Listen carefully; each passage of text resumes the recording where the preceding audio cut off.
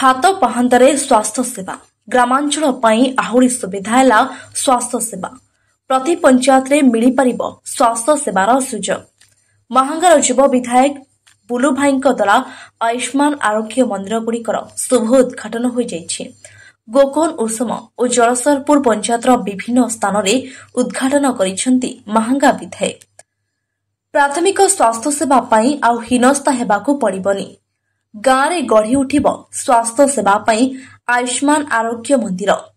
एही कार्यक्रम में स्वाधीन विधायक बुलु भाई सहित जागेश्वनी जेना और बहु समर्थक मानक सहयोग देखा मिलता। ब्यूरो रिपोर्ट प्रिया टेलीविजन।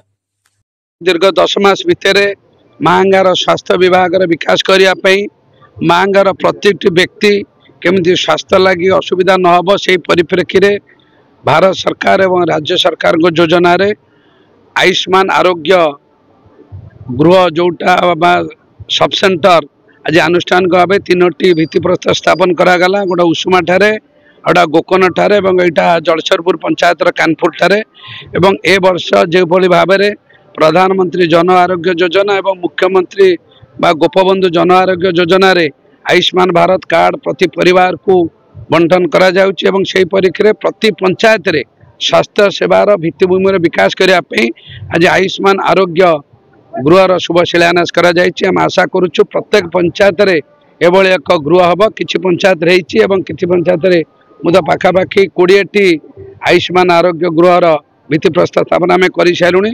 खूब 2-4-6 मास भितर प्रत्येक पंचायत रे आमर जो ब्लॉक रे 2टी सीएससी 7टी पीएससी एवं समस्त 139 पंचायत रे आयुष्मान आरोग्य गृहर कार्यक्रम चलिबो एवं खूब कम दिन भितर आमर वैकेंट थिबा डाक्तर पारामेडिकल स्टाफ मध्य नियोजित हेबे। महांगा अंचल रे कोनोसी भी व्यक्ति स्वास्थ्य सेवार वंचित हेबे ना ये संकल्प आमर जारी रहिछि।